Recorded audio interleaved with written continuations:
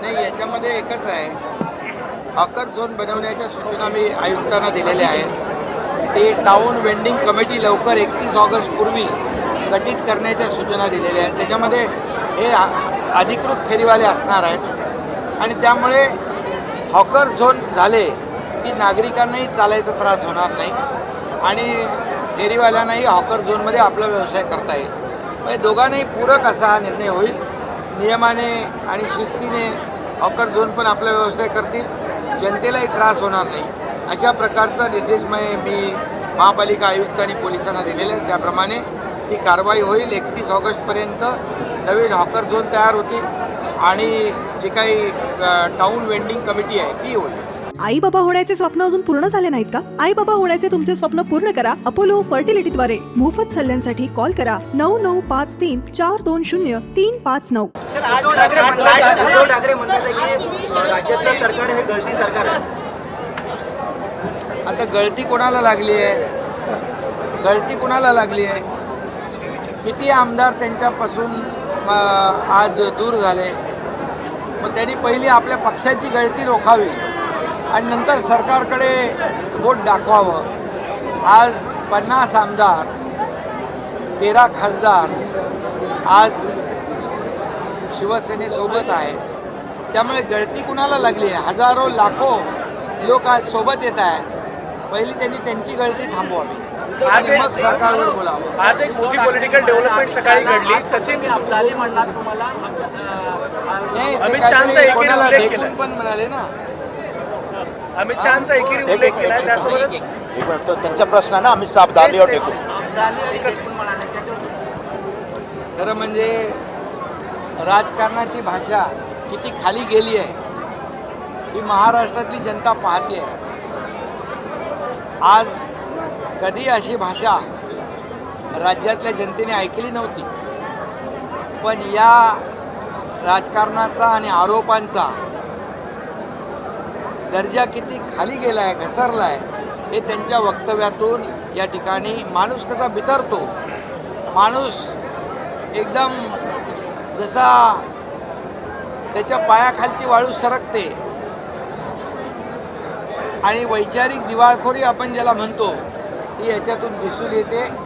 आता कोणाला ढेकून म्हणतात, कुणाला आणखी काय म्हणतात, याच्यावरून त्यांच्या विचारांना देखील कीड विचारांना वैचारिक कीड लागल्याचं या त्यांच्या बोलण्यातून जाणवतं आणि कीड मारण्याचा बेगाऊन स्प्रे आमच्याकडे आहे. आज सचिन वाझे यांनी एक आरोप केला. खरं तर गेल्या अनेक दिवसापासून या प्रकरणामध्ये चर्चा सुरू होती. त्यांनी असं म्हटलंय की अनिल देशमुख हे या सगळ्या प्रकरणामध्ये अडकलेले आहेत. या सगळ्या संदर्भाचे पुरावे त्यांनी CBIला दिलेले आहेत आणि यामध्ये जयंत पाटलांचा सुद्धा समावेश असल्याचं त्यांनी म्हटलं. यामध्ये बघा, गृह विभाग त्याची चौकशी करेल आणि जे काय तथ्य आणि सत्य असेल त्याच्यावर कारवाई करेल. कुठलीही कारवाई सूड भावनेने करणार नाही. आकसापोटी, राजकीय आकसापोटी सरकार आमचं करणार नाही कुठली कारवाई. परंतु जे सत्य असेल, जी फॅक्ट असेल त्याची चौकशी जरूर करेल आणि चौकशीप्रमाणे कारवाई करेल. तुरुंगामध्ये असलेली एक व्यक्ती माध्यमामध्ये येऊन वाईट देते, माध्यमामध्ये येऊन प्रतिक्रिया देते, हे किती गांभीर्याची गोष्ट आहे. आता माध्यम म्हणजे कोण? आमच्यामधलेच आहेत, पण शरद पवार बिलकुल गांभीर्याने मी सांगितलं ना, गृह विभाग सर्व गोष्टी सर्व बाबी गांभीर्याने घेईल. आमचे गृहमंत्री सक्षम आहेत. आज शरद पवार आणि तुमची भेट झाली. नेमकं भेटीमध्ये काय, कोणत्या विषयावरती चर्चा झाली? पवारसाहेब आले होते, त्यांची काही कामं होती, आमदारांचे काही विषय होते, काही प्रकल्पांच्या बाबतीमध्ये काही विषय होते. त्या बाबतीमध्ये चर्चा त्यांच्याबरोबर झाली आणि कुठलीही त्याच्यामध्ये राजकीय चर्चा नव्हती. त्यामुळे राजकीय अर्थ तुम्ही काढू नका.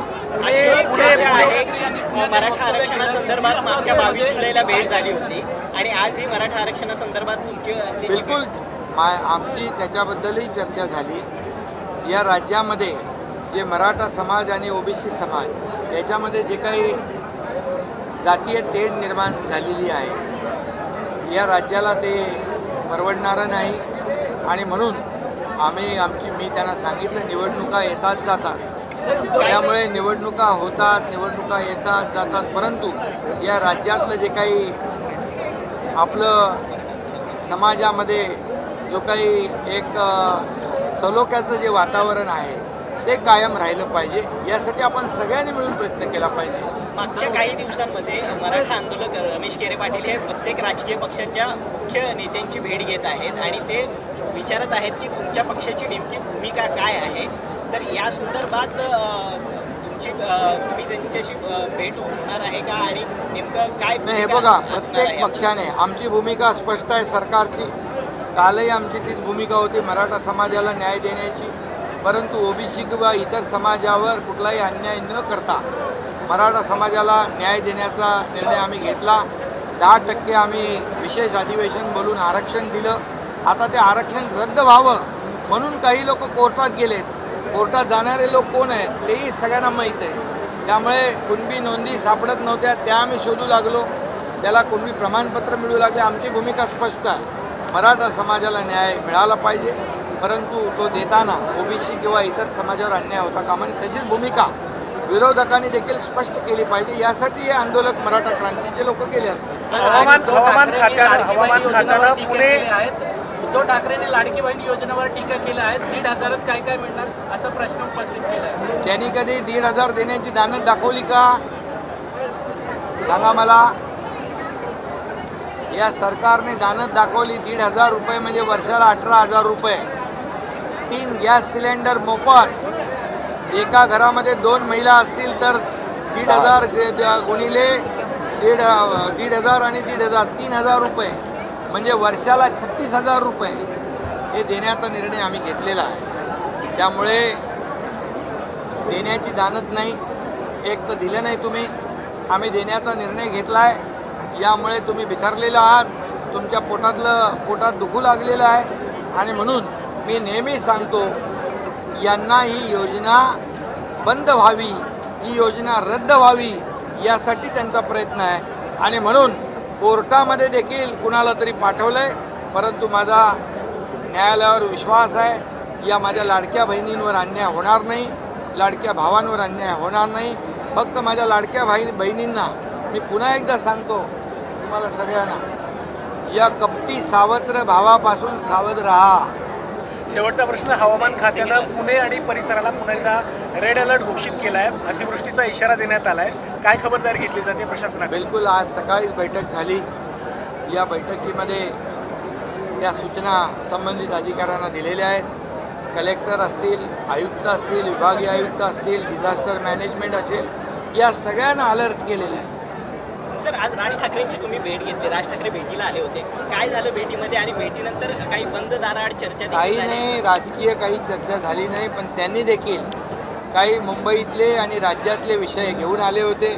त्याच्यामध्ये हा फेरीवाल्यांचा देखील एक विषय होता आणि त्याचबरोबर ज्या झोपडपट्टी पुनर्विकास योजना ज्या आहेत रखडलेल्या, या झोपडपट्टी पुनर्विकास योजनेच्या बाबतीमध्ये त्यांनी महत्त्वाचा विषय आणला होता. काही झोपडपट्टी पुनर्विकास योजना रखडलेल्या आहेत, त्या पूर्ण झाल्या पाहिजे अशा प्रकारचा महत्त्वाचा विषय होता आणि सरकारने त्यासाठी निर्णय घेतलेला आहे. या रखडलेल्या झोपडपट्टी पुनर्विकास योजना असतील, PDD चाळीचा विषय असेल, त्याचबरोबर पोलीस वसाहतींचा विषय असेल, असे अनेक विषय घेऊन आले होते.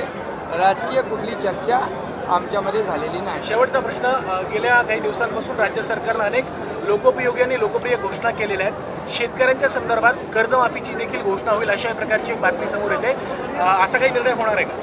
हे बघा, शेतकऱ्यांना आम्ही वर्षाला 6,000 रुपये जे केंद्र सरकार प्रधानमंत्री महोदय 6,000 रुपये देत आहेत, त्याच्यात आम्ही 6,000 आणखी भर घातलेली आहे. शेतकऱ्यांना 1 रुपयात पीक विमा योजना दिलेली आहे. आता या बजेटमध्ये जे कृषी पंपधारक शेतकरी आहेत ते 7.5 HP पर्यंतच्या पंपाने शेती करतात, त्यांना देखील वीज बिल आम्ही माफ केलेलं आहे. त्यामुळे आपल्याला मी सांगतो, शेतकऱ्यांच्या पाठीशी पूर्णपणे सरकार उभं आहे.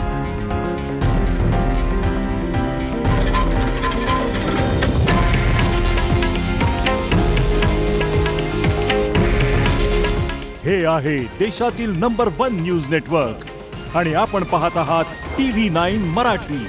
काळजी तुमची, हित महाराष्ट्राचं.